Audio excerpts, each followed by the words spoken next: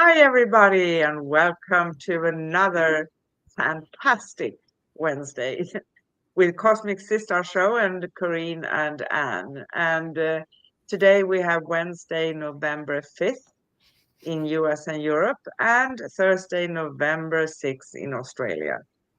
And we are going to talk about a summary of the Celestine prophecy by James Redfield. Summary of all the 12 insights. So we have, since May this year, we have been discussing and guiding you through a 12-part journey into the Celestine prophecy by James Redfield.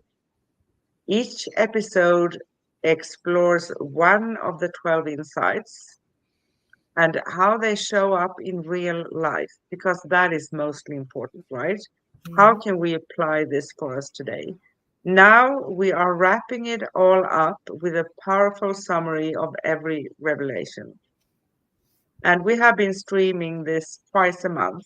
If you want to catch all 12 episodes, or you miss one of them or a couple of them, you can find our series at angelplaceonearth.com/series dash cosmic dash guardians. angelplaceonearth.com/series dash cosmic dash guardians. And of course, you can find upcoming and past episodes at angelplaceonearth.com/upcoming dash past and on YouTube at youtube.com/at angelplaceonearth/streams. It's so funny, slashes and dashes all the time, right? Jeez. And we welcome you once again. In this radiant episode, we dive deep into the timeless wisdom of the Celestine prophecy. Together, me and Corinne will illuminate the 12 insights that have inspired seekers around the world to awaken, evolve, and reconnect with the divine flow of life. This summary is more than a reflection. It's a soul-stirring invitation to embrace synchronicity, intuition, energy awareness, and spiritual purpose. Whether you are revisiting this powerful book and our episodes, or discovering it for the first time, prepare to be uplifted, expanded, and guided toward a higher version of yourself and the world. So, welcome. Let's dive Mm, straight into today's show. yes, I forgot something, sorry. that's okay. Our last show last week, October 29th, we talked about sacred spaces creating environments that reflect your soul. That's beautiful too. So now let's dive into today's show. Well, you did such a beautiful outline of all of the insights. I think it would be beneficial if you would kind of go through each one of the insights and kind of give an idea about how they're a little different, and then we can kind of tie it up with a beautiful, beautiful bow at the end. Absolutely. And um, the Celestine prophecy originally had been written by James Redfield, I think in the 80s, 1980s, right? Yeah. And it's like written like a novel, but the essence is how you work with energy. It's a spiritual book and guide that has captivated readers worldwide through its 12 insights, the books, and there's a movie actually one can find if you Google on it, Mm-hmm. that explores synchronicity, energy, and human evolution, offering a roadmap for personal and collective transformation. And that is very accurate for today. It's More so, always yeah. going to be, yeah, it's always going to be accurate. So here we go. The first insight: a critical mass, a spiritual awakening is occurring globally.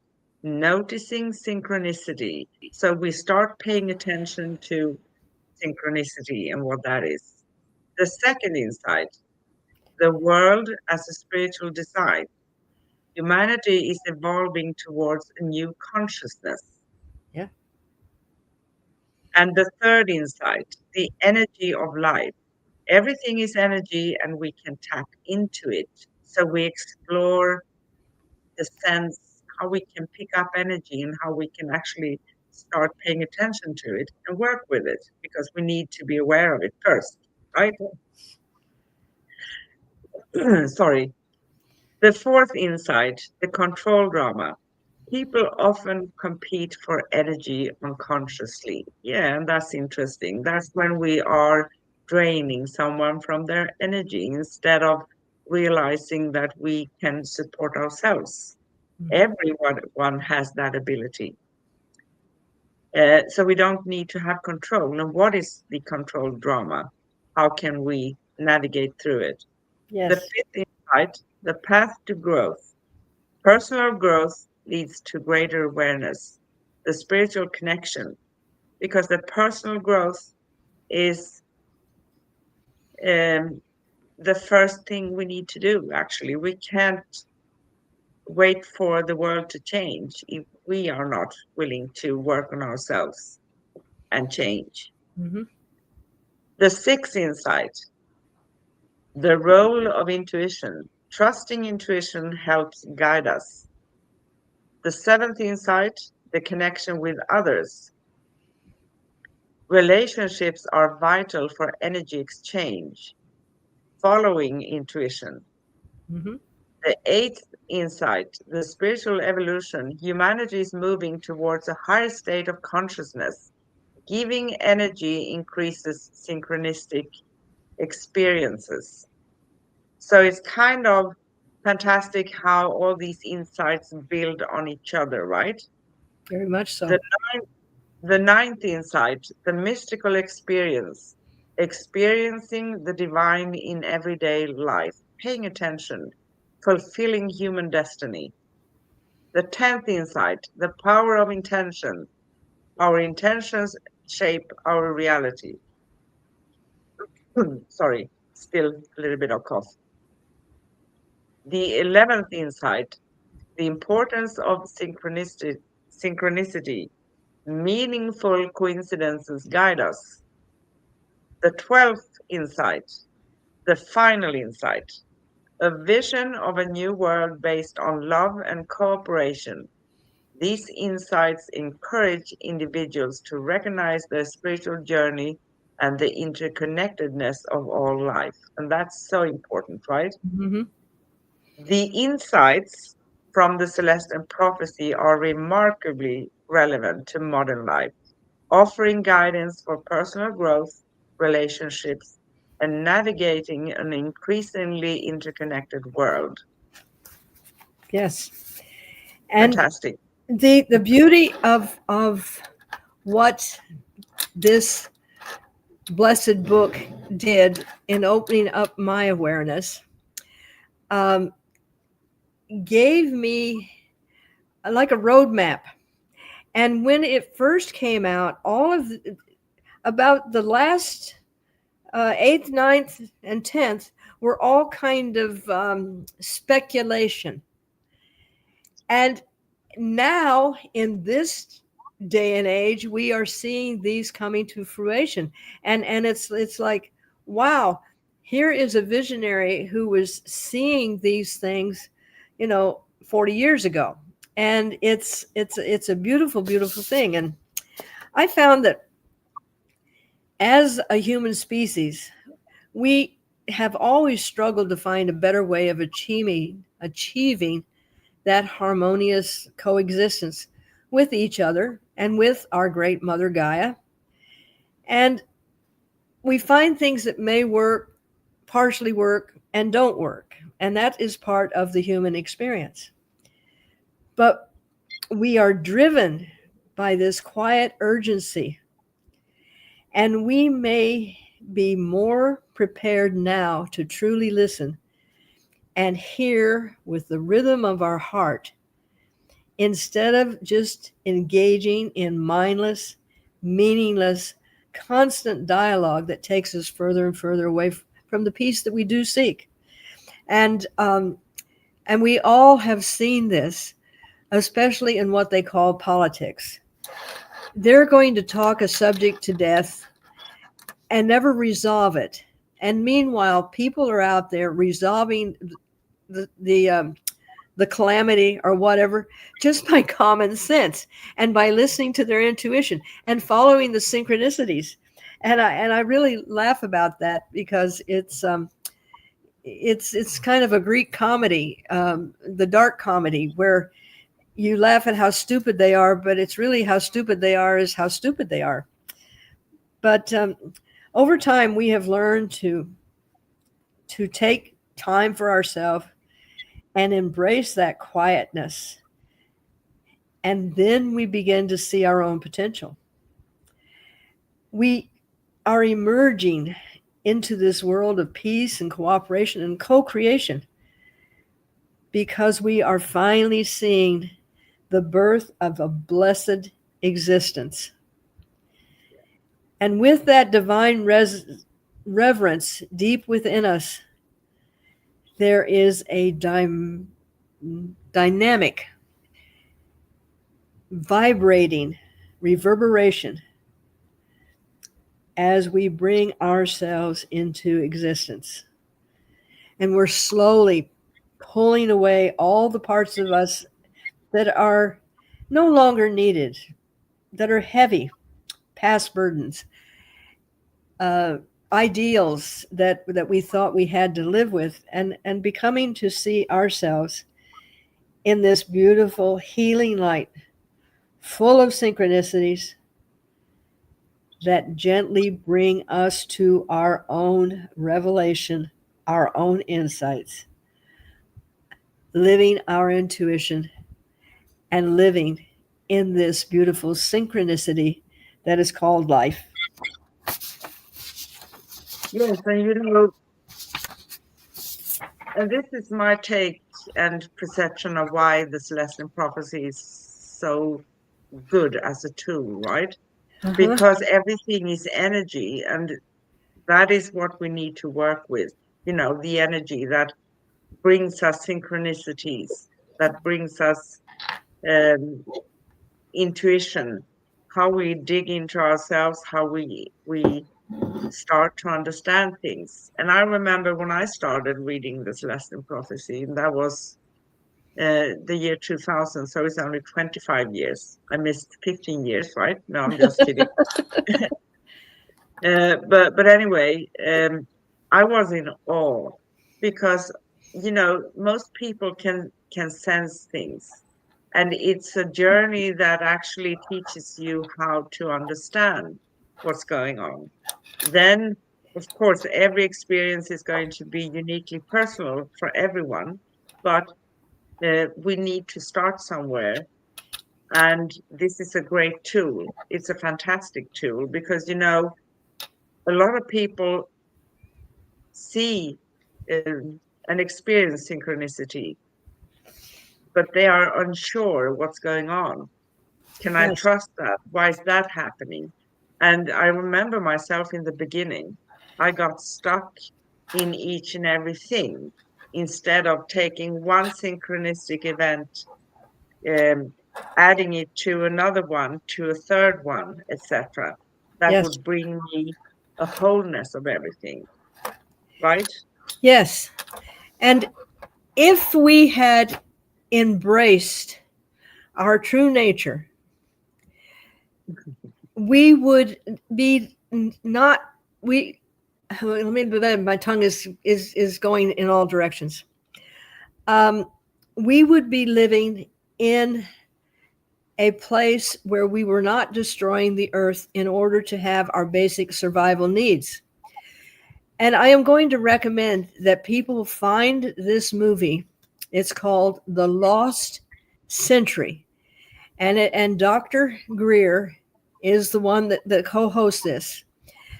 And over the last 100 years, the human potential has been creating ways that we could have endless energy without having power lines, clean water, all of these things have been done, and there is a power that wants to keep it down and wants to live just on the pollution and delusion of our earth. And I think what all of the things that we have been moving towards is to say no more, that we are ready to take responsibility and be co-creators and allow everything that everybody needs, all of humanity. Go ahead. Can I ask you a question? Yes. So, can you repeat the movie, The Lost Century? The Lost Century. And Dr. Greer is a very respected scientist, and he has spent his life debunking a lot of things and proving things that we knew were there. And yes. What is your other question? No, Dr. Greer. Greer, G-E-E. Oh, I'm sorry. Greer, G-E-E-R-E, I think. G-E-E. Yeah. But if you look up the Lost Century, his name will be with it. Okay. Thank you. And he the beauty about this is he has the documentations. He has the written communications between this and this person. So I mean, it's not like he's just sitting there going, oh well, this is that, and just dreaming this stuff up. This is real. I mean, Tesla had free energy, but he was shut down because the powers that be wanted to sell and keep people buying their electricity. So he was literally shut down. And many visionaries have been shut down because it is free and it is available and it doesn't destroy. And I think, in my feeling, what I've been finding with the insights is this: I can do it. I can be part of this silent evolution of bringing us to this incredible, beautiful coexistence, and with Earth and with ourselves. And we can do it. And we are being called at this time, right now, not 100 years from now, not 1,000 years from now, right this minute, to get up and do something about it. And we don't need to live in trauma and drama. And by staying connected to our true potential and to the oneness, we will help this world bring back dignity, reverence, blessing, and unity. Yes. And by taking the mystery out of our divine connection, we participate in our own creation and the creation around us. And it is through our awareness, our perfect imperfection, our loving adventure of expression, that we can complete this, and we will have a joy that's beyond words. Exactly. And as we are awakening to all these synchronicities, the energies, the vibrations, the frequencies, intuition, you name it, right? Everything. Mm-hmm. We naturally shift from materialism to meaning, because we are seeking deep down, most of us, what gives us meaning. We don't want that surface stuff. We have been distracted by it, right? But this goes deep. And, the pursuit of status and possessions begins to feel hollow. And we turn inward to seek purpose. We want purpose, real purpose. Mm-hmm. This shift encourages us to live mindfully, to consume ethically, and to make choices that reflect our values. And not having values that, I have integrity, I have 1,000 values. know that our opinions, ideas, and everything is not values, right? Because Yes. usually there are very few that are really sacred to someone. Yes. And it is a return to soul-centered living where fulfillment is measured not by what we have, but by how deeply we connect. Yes. And I discovered something the other day. You know, when your children grow and they're gone and doing their thing, you don't have really that many occasions to sit down and have a heart to heart. Well, I had a situation that I was trying to resolve, and I had put my mind to it, and I had figured this out, and I brought my son in to kind of give me a, yay, Mom, you're going to do this. And he looks and he says, Mom, he says, that's a great idea. However, uh, it's still not safe. It's still not something that you would like to depend your life upon. And I agreed with him, and so I decided to um, allow for whatever other possibility came. He shows up the next day with something that looks very much like what I had put together, except it was safer, and it would adhere to the place that I wanted to put it, so I wouldn't be, sliding around, going, hey, here I go.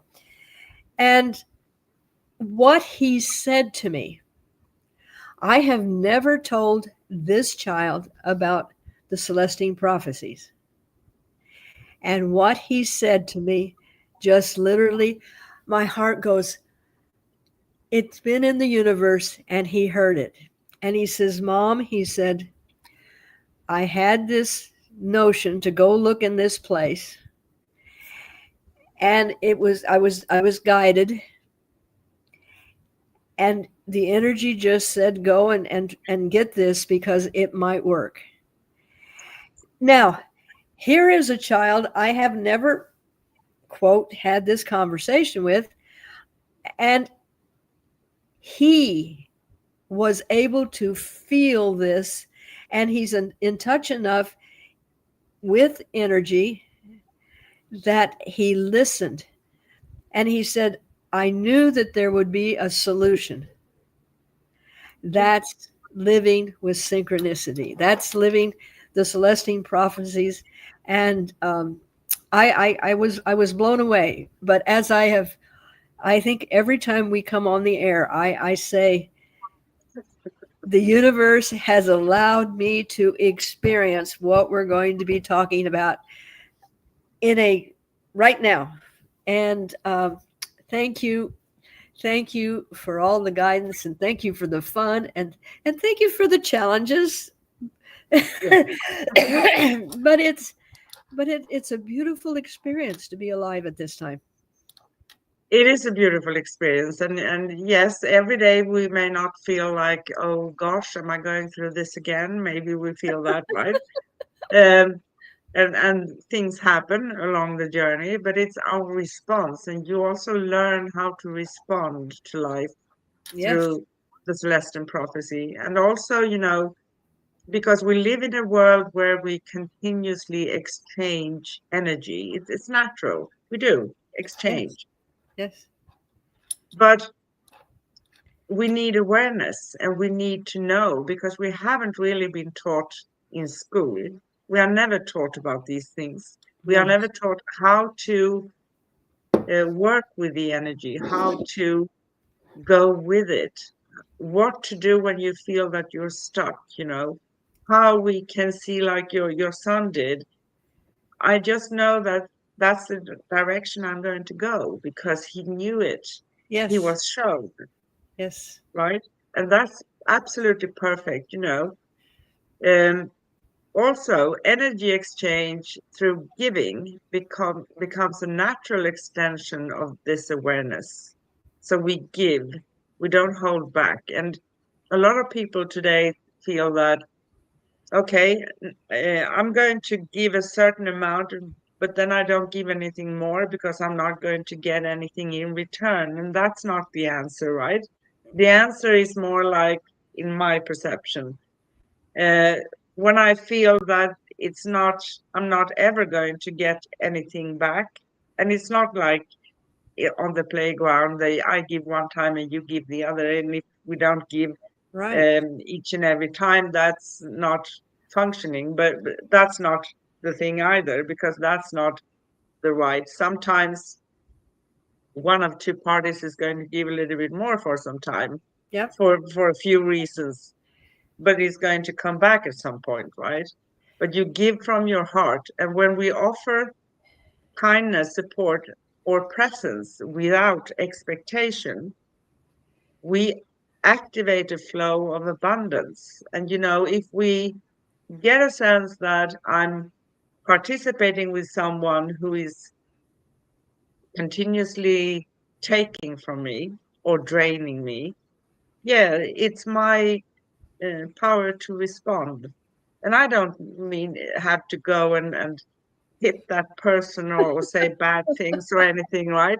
I just, okay, I make a choice. And I say, okay, maybe I'm staying away a little bit from that person Yes. because they are on their journey and I'm on mine, right?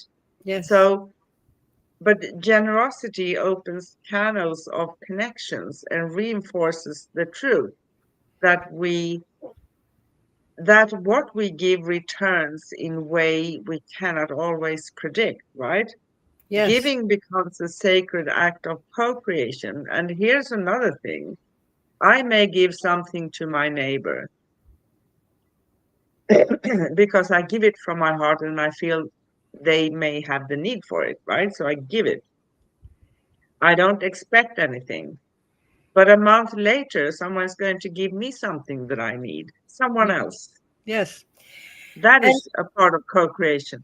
that is what the energy exchange is all about. And I love the way that you put that, because um, when we become more aware and we're giving of the heart. We don't give away the heart, but we give of the heart. And we become more aware of synchronicities. I think our eyes open to when it's one of those ahas.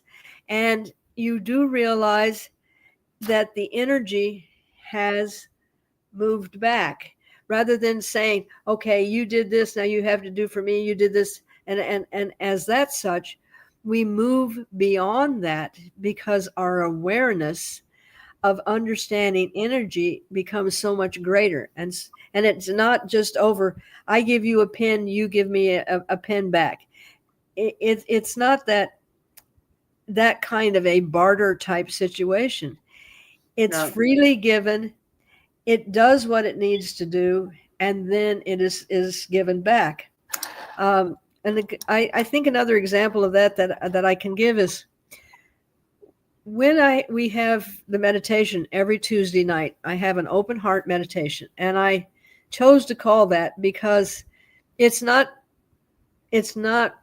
okay, we're going to fix this, we're going to fix that, because we may not know how to fix it. But if we hold our heart open freely, and this abundance of energy is given to the universe, then whomever needs to tap into that energy, it's available to them.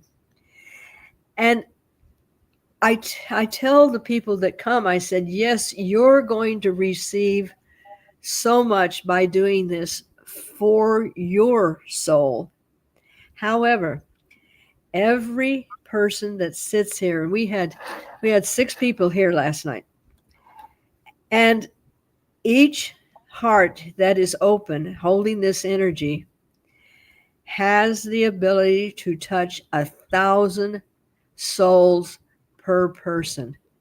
So 6,000 people were able to touch this energy and receive it however they needed it. Now, they're not going to knock on my door and say, "Oh, thank you. I got 6 ounces of energy, and I used it for this and everything else." However, when I moved here, it was a country setting, and it was quiet. And then all of a sudden, it became like the middle of town, and the environment changed, people changed, it became hostile and not that cozy little place. When we started doing meditation, this whole neighborhood changed. I no longer hear people screaming at each other. I no longer hear parents um, harassing their children.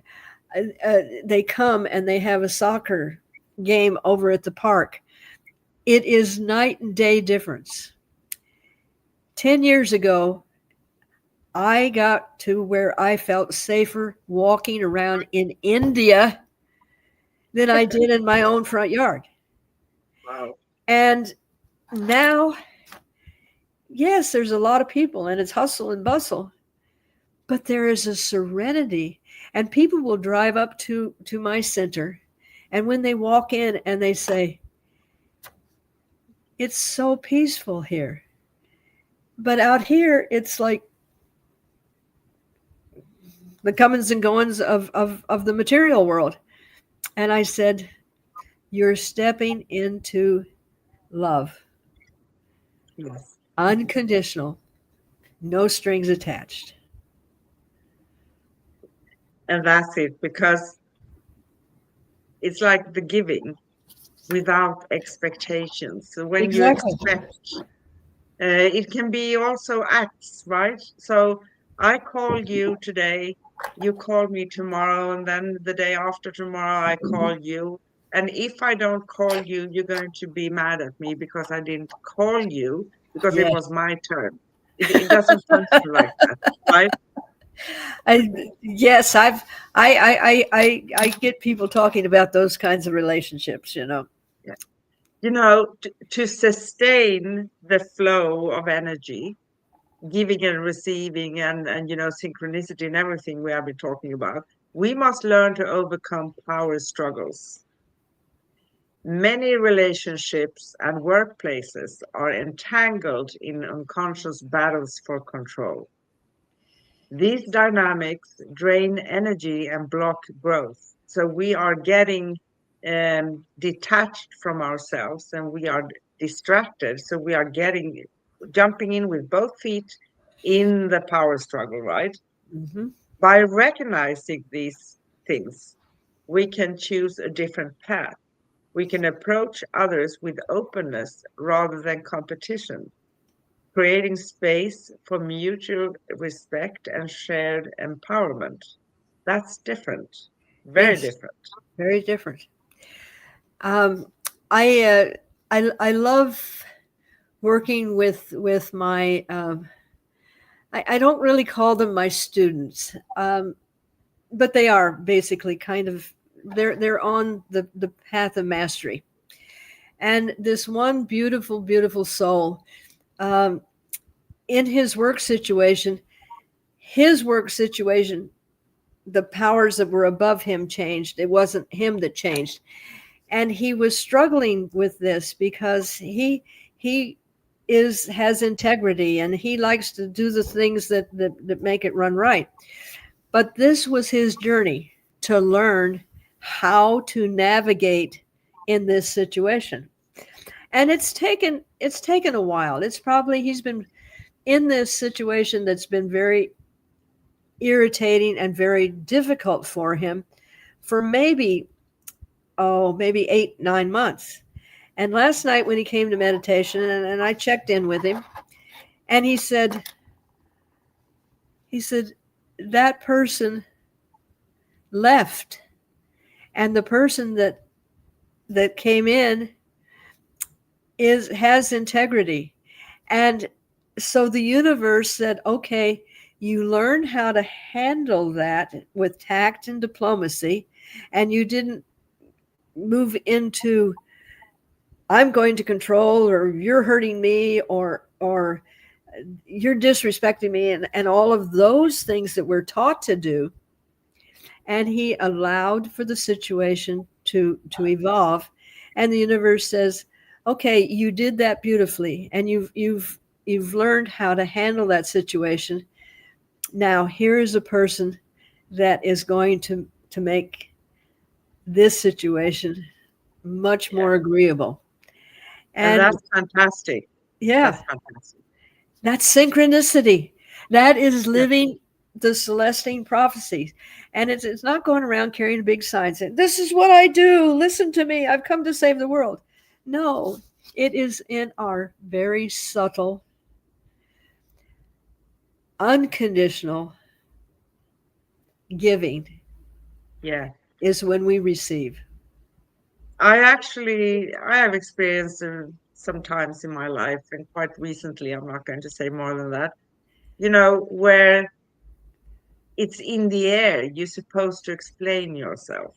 Ah, A lot of explanation, and that is disguised another way of taking energy, it is. It is. taking your full attention on something to dig into, to have questions and giving answers, and till the end of days.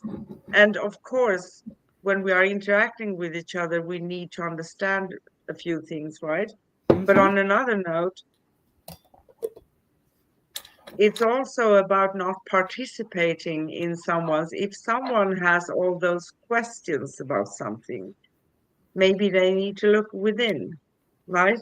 Some sort of insecurity. And I'm not judging anything. I'm just saying, because I'm not jumping into stuff like that. I don't. I recognize them. And before, because when we don't recognize those things and we jump in, that's when we get angry and Yes. we start a conflict, right? Uh-huh. Um, but when we do recognize these things, the conflict is sliding away. That's right.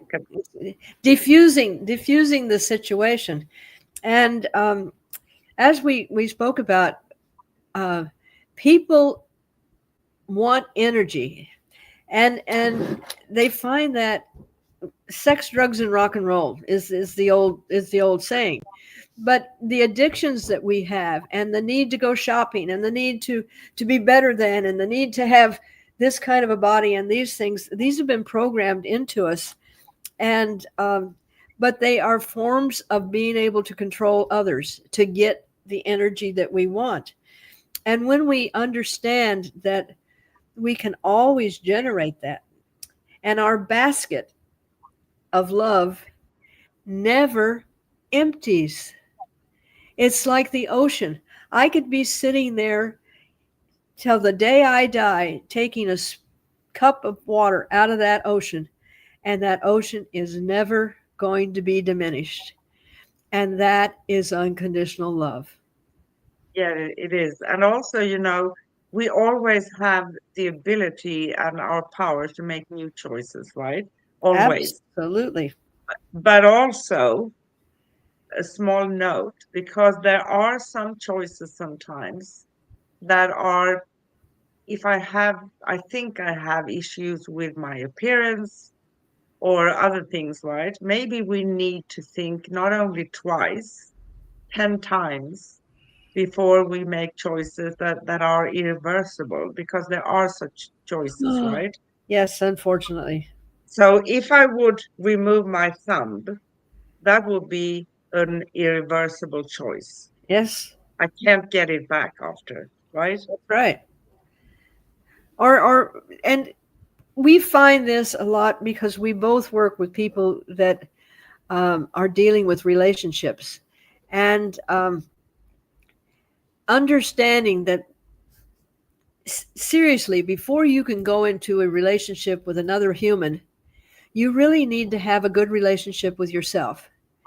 And Yes.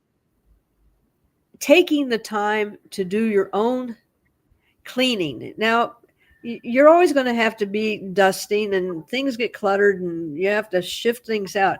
But if you realize that you love yourself enough to release what is not serving you and find what is going to be better for you as your soul on this level, Yeah. when you meet someone else, you meet them on a higher vibration. Yeah, And it's a whole different story instead of, well, you didn't call, so I'm not going to call. Well, you did this. And, I mean, it takes it so far beyond the petty competition you know? Exactly. And to work with oneself, it means also to heal the past. And healing the past doesn't mean that I fix the past, No, because no, I cannot really fix the past. It's already gone. What I can fix is my response to my past exactly. and how I come to terms with it. And how do I know when when I healed my past? Well, I know it when it's not affecting me on a daily basis anymore. It Yes, doesn't mean that I'm not going to have memories. I'm going to have memories always from things in my past, but it doesn't affect me in my life. It doesn't take away my power from me because I'm not focusing on it. And I think I said this before, and there are many times in life when it's needed to go into therapy, and that's perfect. But yes, what you must realize, not getting stuck for years in the therapy, because yes. when we have put words on our experiences, we also need to start to release them, right? Otherwise, we are going to carry them around. And I usually say something that I think summons it all up. The past cannot come back to me unless I invite it. That's right. And I like to use this phrase that the past got you to the present, which Yeah, you unwrap and find you, so you take that into the future. And good. I give illustrations because sometimes people, when they see a visual, and I said, okay, here you got all of this past. Now here's a container. Take all this stuff and put it in there, and then go dump this in the big garbage can before the garbage man comes. Don't go out and start rooting through the garbage. Well, I think I'm going to take this and I'm going to take that. I was working with someone that was had asked me to uh, help her release some of the stuff that she was dealing with. And she's a very powerful woman herself. She could have done this, but we all occasionally, it's wonderful to have someone to assist us. So I'm working with her, and I never tell people what they should do. I just hold the energy so that they and their soul can decide what to do. And all of a sudden, she sat up and looked at me. She says, I know what you're trying to do. And I said, excuse me? She says, you're trying to make me face that. And I've decided that I want to keep that. I'm not going to let it go. And that's fine. That's her choice. But if you really want to let go of something, free yourself from it. But when you throw it away, leave it thrown away. And we have a tendency to go and go, well, I'll throw that away, but I'll keep that much of it.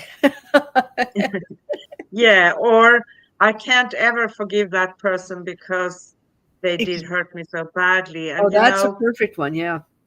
yeah, I can understand that. But forgiving doesn't mean we say, I accept what you did to me. That's not the same thing. No. It is about us releasing that energy, and we can do that for ourselves. We Yeah. cannot do that for another. That's their choice, right? So the thing is, if we are wanting to hold on to things, yes, we have the right to hold on to things, but then we can't expect growth in the way that we may wish for. Yes. But it's still our choice, right? So as we heal, we begin to embrace life's flow. We stop focusing on outcomes and start surrendering to the Perfect. rhythm of the universe. So it means that I don't need to know, I know where I want to head. I mean, where my path is going to lead me. I know that. But I don't need to know all the details about the outcome and think No. about that and worry about that all the time. And how am I going to get there? What's going to happen? And what's that person going to say? I leave that on the side because it's not going to bring me anything. It's going to block me, right? Exactly. And one of the things that I'm one of my other beautiful young students, and the soul this child has, and her potential is just amazing. Um, and because she always wants to she wants to help, and but learning that all we really have the right to do, or that we can do, is just hold that energy so people may be able to take what they need. We can't and should not try to change another person's uh, journey that they're on. And even if No. it's something, and we look, oh, but you know, I did this and you don't need to do that. No, learning to have detachment does not mean that you do not care. It means that you do not get involved in the outcome. And Yeah. this is a very um, challenging part of becoming a healer, is you're there to give it. It's like last Thursday night, I was not sure that my dog was going to make it through the night. Um, and I laid beside her all night long with my hand on her, filling her with Reiki. And, you know, emotions, I'm human. However, I was not there with the idea, I'm going to make her better. She's going to live. She can't leave me. What am I going to do if she dies? I was there giving her what she needed to either heal or to pass.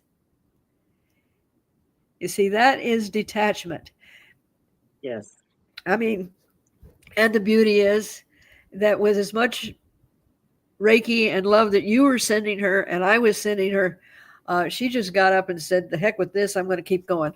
And she does have a few little health problems we're going to be taking care of, but the point is that she did not pass at that time, because No, she did not.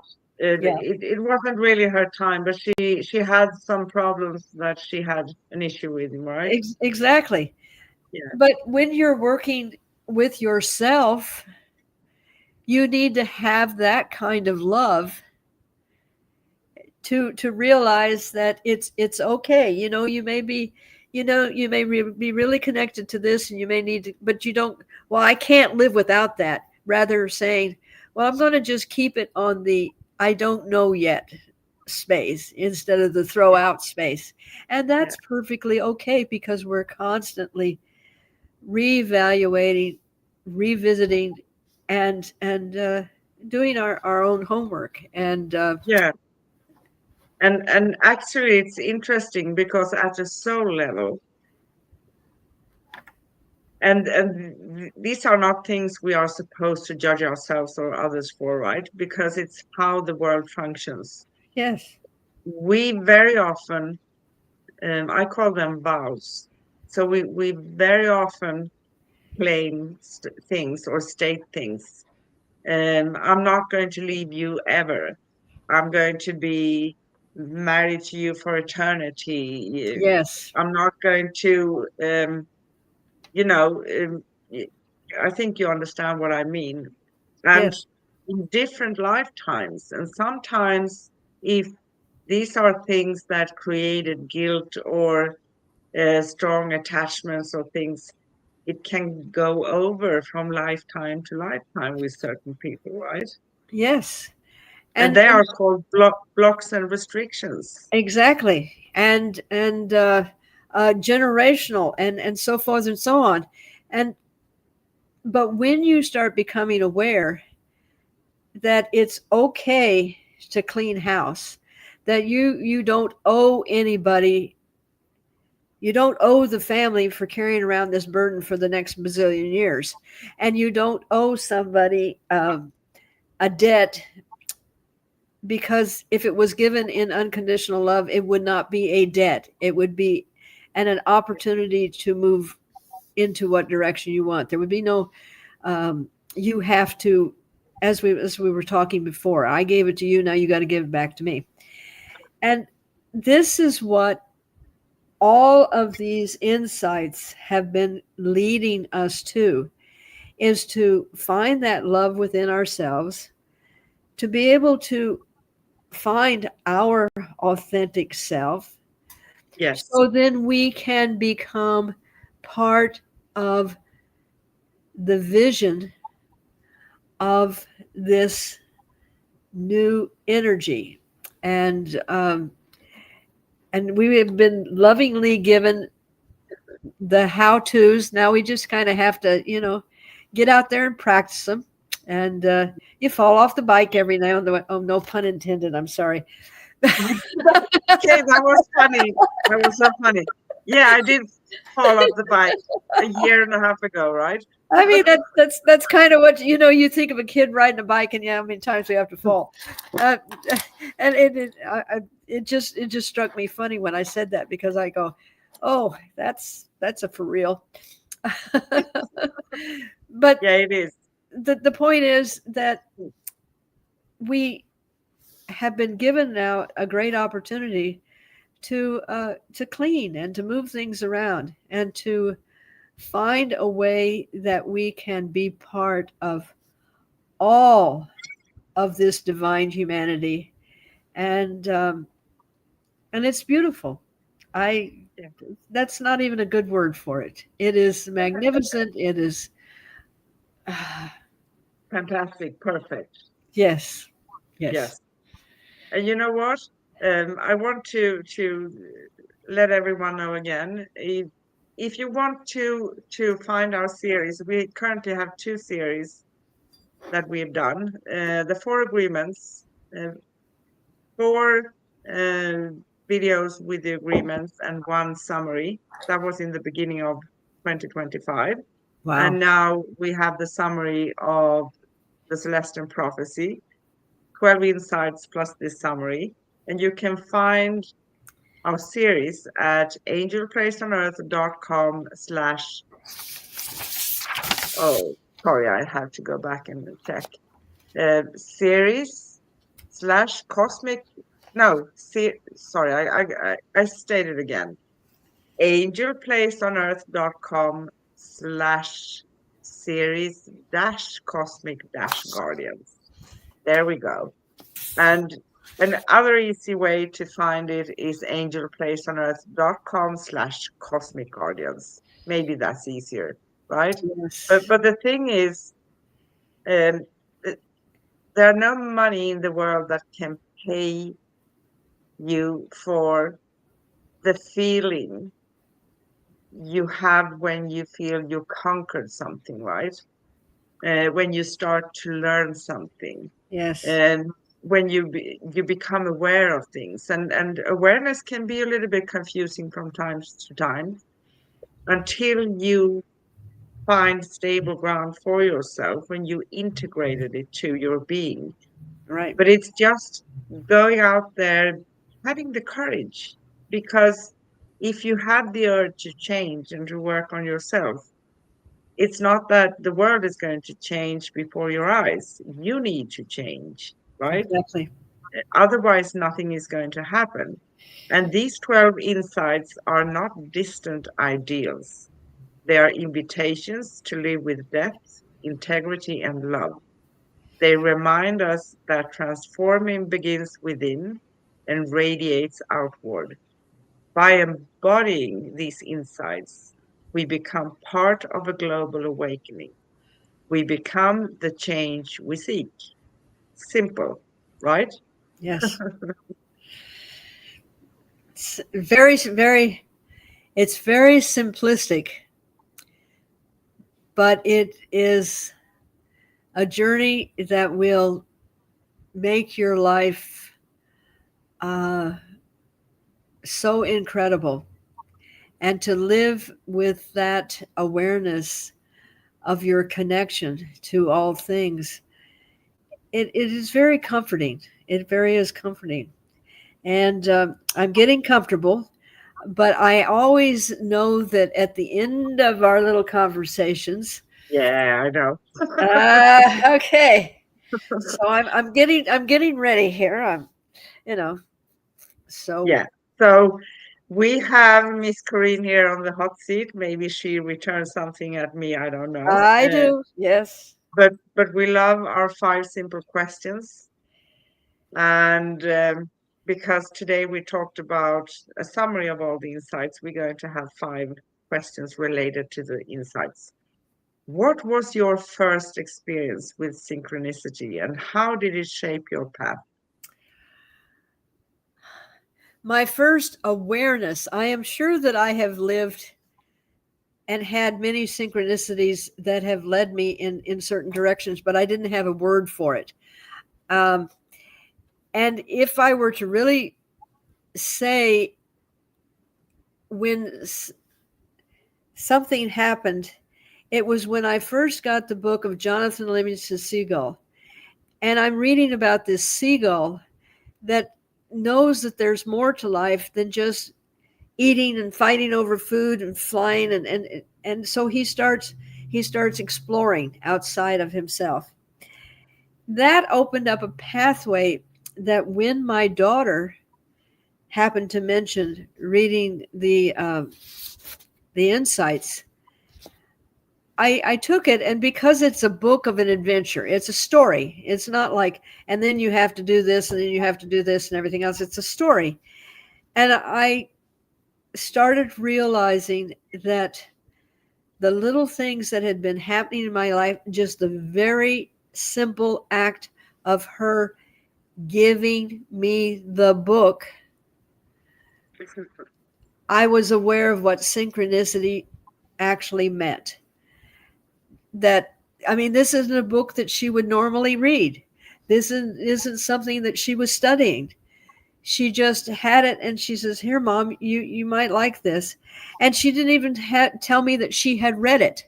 So I mean, it was just like there, and it kept calling me, "Come here, read me."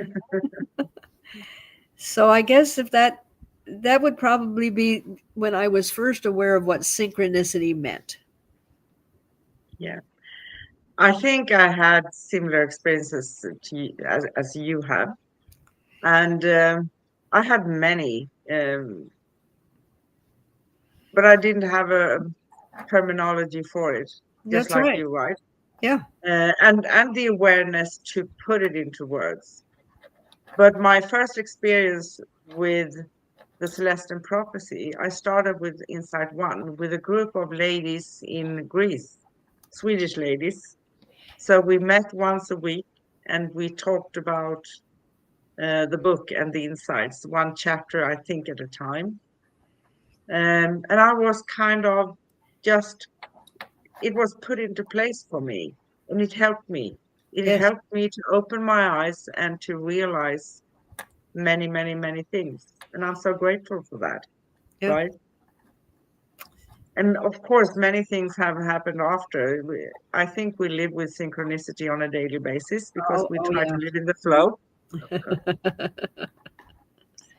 Yeah. So, which of the 12 insights has had the biggest impact on your personal journey? Oh wow. I'm glad I didn't read these ahead of time because I would have been really sweating. That is, I mean, it's like saying what organ in your body is the most important. Because each one feeds the other one and allows the other one to grow.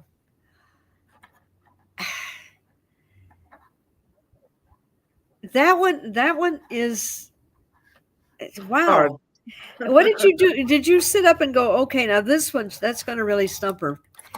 I'm going to put Karine in a hot seat. No, I'm Yes. just kidding. So I'm going to allow you to sit here with me, and maybe as you say things, because I can't really Yeah, pick a one that did, because without critical mass, I would have never been nudged into doing something else. Without learning about my intuition and intention, I wouldn't be able to have focused on things. Without my spiritual evolution, I couldn't move on to the rest. Um, and then when I wrote that poem about being connected and just knowing that we're not out here alone, and we're part of this vast consciousness, I would have to say, all of them. what do you think? Yeah, well, every single insight have made an impact for me in my life. But the one that had the biggest impact, because I probably agreed to something before I came here. It's the fourth insight, the control drama, and how to navigate through control, because people often compete for energy unconsciously. And boy, I've experienced drama in my life, but I'm happy for it because it helped me, gave me, and I won't say it was an easy journey, but it gave me an awareness and understanding. And it took me quite a few years to navigate through that. And I had my experiences, and I had some job places that actually cooked me in that topic. Oh yes, it does. It's like, well, you're not quite done yet, so we're going to put you back in for another, half an hour or so. Yeah, I've been thrown back in the oven many times. But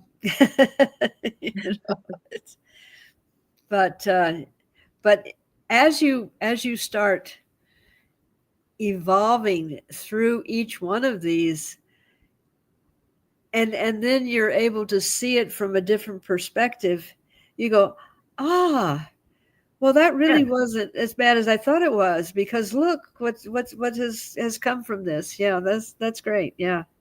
But the fourth insight gave me the awareness and tools to manage and to see things. And when you see, I think the awareness is the most important part, and then you can make your choice. Yep. So yeah. And I took on my redhead grandmother's way of stating things, yes or no. Yep. And Yoda says, there is no try, there is only do or not do. Exactly. Yes or no. And there may be not just absolutely black and white.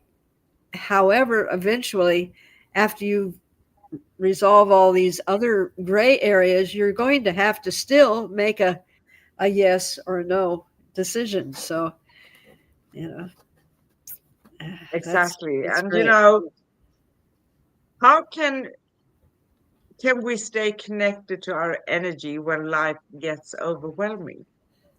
What's your take on that? It's called perseverance. It's called practice. It's almost when you know that you have that connection and that feeling, you're wrapped in this bundle of love. And even though there's a big storm going around and things are being thrown and tossed and everything else, because you have allowed yourself to reconnect with that strength, with that divinity, it gets bumped and bruised and everything, but it's always there. And it's just this little glow inside that says, it's okay. No matter if the flame flickers a little bit, it's still there and it'll never go out. And also knowing that we are the ones that rebuild that flame. We don't have to go over and have Mr. So-and-so teach us this or do this or do that. It's not outside of us. It is our ability to turn up the power and get that strength back again. And the awareness that you have that ability and get past all of your doubts and your fears. I think that just keeps you going in times of and we do have times of Yeah, we have. breaking that leg was a time for me, I don't have time for this, I don't want this, but it's like the benefit of putting all this effort and time in. And I don't say that we are finished in any way, because we still live in this world, and we That's have right. things to do, and we experience life. But it's how we respond. For me, that's my response to how I take things, because certain things I can change in an instant if I would like to. There are other things I just have to say, okay, here I am. This Yeah. is how it is right now. I do what I can with what I currently have. What Yes, else am I going to do? that's right. Right? And Mm. it's um, the next question you just kind of already answered was that divine timing, and we don't know exactly how things are going to resolve. It's like that student of mine. Uh, it, it with every effort that he had put into it, and it seeming like it was never going to change.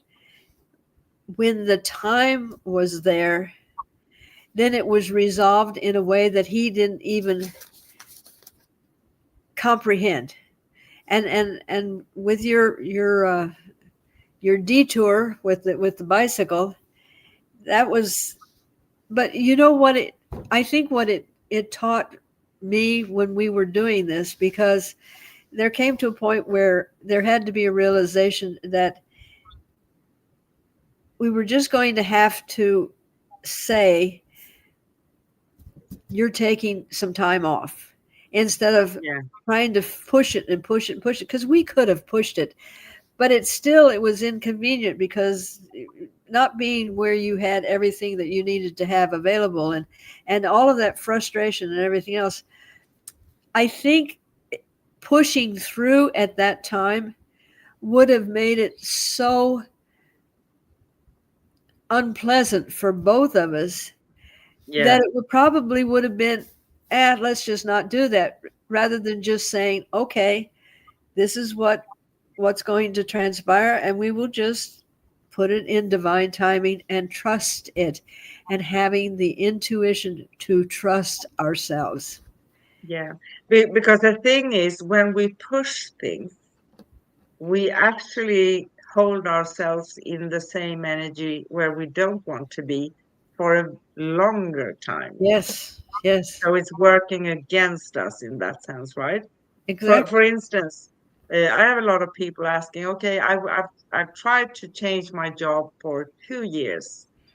I've searched and I went to interviews and I did everything, but I never see any change, right? But it is the effort. But if I have the belief, and I never had the belief that I'm not going to heal, because I knew, and I actually healed faster than they expected me to. And Exactly. that's great. But if I would have, in the job situation, the belief, and I've been in kind of, when I sold tickets at a train station, I wanted to do something else. I wanted to change. And I think I had at least a couple of years and I was tired of the job I was doing because it was exhausting for me. And a lot of people have the same situation. But if you have, sorry, thoughts that are coming to you and you tell yourself, well, that is not realistic. I'm not going to be able to make that change. Yeah, there you go. You put the framework up. You're not going to be able to, right? So you Yes, have to keep the belief also that in the divine timing, the right timing, when you are in the flow, if you do your best, and your best varies, right? Like yes, the four agreements, we talked about that. Then eventually you're going to end up where you want to be. yes. And I find that this comes to completion when you finally let go and just go with the flow. Because it's like with my student, and he was doing everything that he was learning, and this was good. But then when he just finally was able to let go of the fact that this person wasn't he didn't take it personally anymore. He realized that this person wasn't trying to get him and everything else, and he just let go of all of that where he was fighting against it so hard, and just let things take their natural course. Then that's when change happened. And that's when you finally just say, okay, whatever's to be will be, and I'm doing my best, and I'm not going to be out there just forcing it. And no, fine line. And that can be applied to relationships as well, or the longing for a certain specific person in a relation to have a relationship with, that's not coming your way, right? Mm-hmm. Many people say, I can't continue the way things are,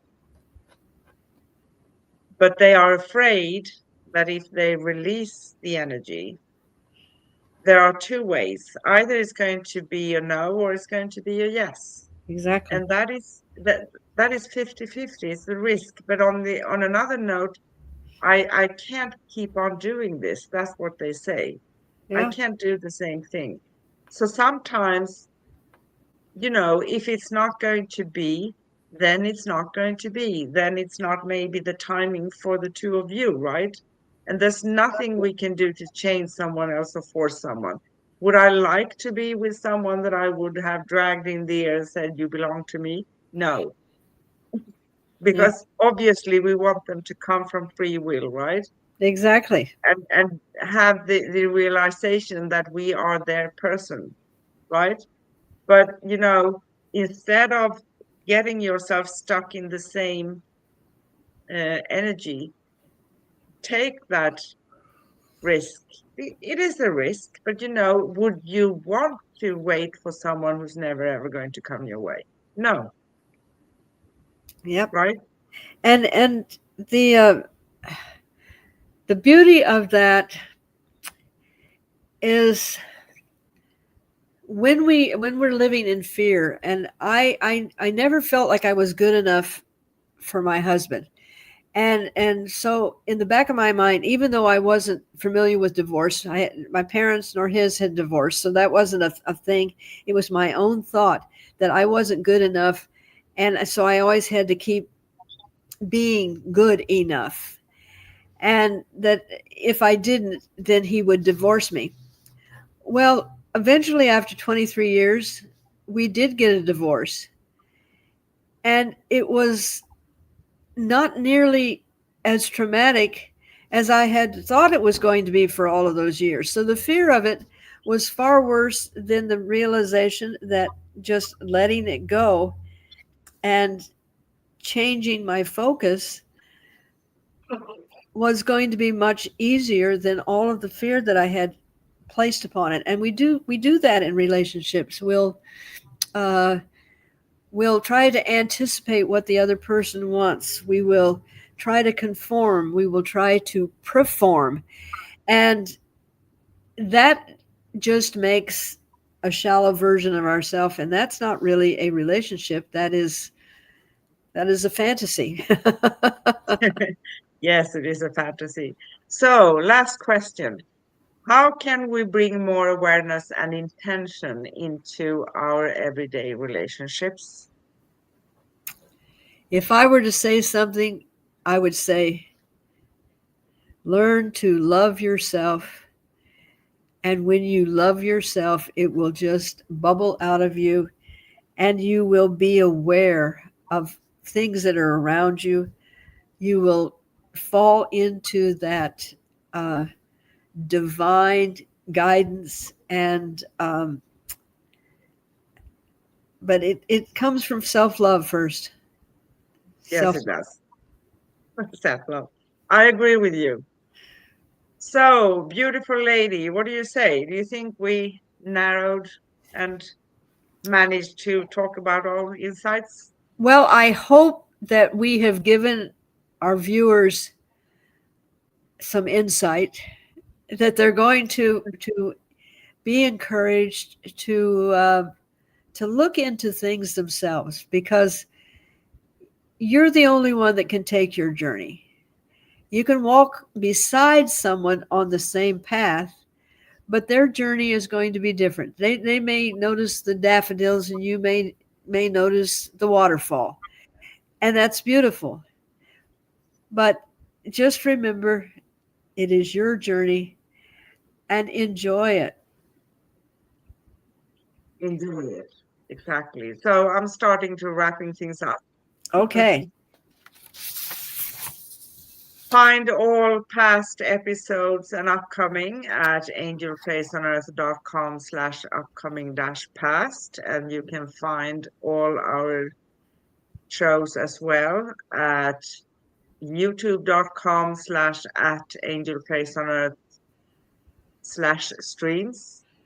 Our next upcoming show here with Cosmic Sis-Stars, Corinne and Anne, is next Wednesday, November 12th. And we will talk about breaking patterns. No more repeat. I'm not going to repeat myself anymore, right? How do we break and how do we manage our patterns? Wow. Find upcoming and past episodes once again at angelplaceonearth.com/upcoming-past. And find our series where you can find all episodes of the Celestine Prophecy and 5 episodes from the 4 agreements at angelplaceonearth.com/series-cosmic-guardians. One more time because I lost it. angelplaceonearth.com/series-cosmic-guardians. And you can, of course, connect with us, find upcoming shows like we talked about, repeating myself here, past episodes. We love past episodes. Find Corinne and how to connect with Corinne, and find me at angelplaceonearth.com/cosmic-guardians. And thank you for joining us on the Cosmic Sis-Star show. And throughout all the series, the 12 insights of the Celestine Prophecy, plus this summary today. Yes. As we wrap up this episode, we honor the journey we've taken together through the 12 insights of the Celestine Prophecy. Since May 2025, Wow. Cosmic Sis-Stars have guided you through each revelation, exploring how these timeless truths show up in our everyday lives. The series, streamed twice a month, has been a soul-expanding ride, and today's summary brings it all full circle. We end with a beautiful, inspiring affirmation. I am aligned with the rhythm of the universe, guided by light, love, and divine timing. Each step I take brings me closer to truth, connection, and peace. Wow. Keep Wow. tuning in, keep growing, keep shining your light. The journey doesn't end here, it evolves. Until next time, stay aligned, stay inspired, and stay cosmic. With infinite love, peace, and joy, we see you, we hear you, we honor you, we love you, and we appreciate you. What do you say, Miss Green? I say, with all of the love and the honor and the respect, to always remember that laughter is the glue that keeps us going. Thank you. Bye. Bye-bye.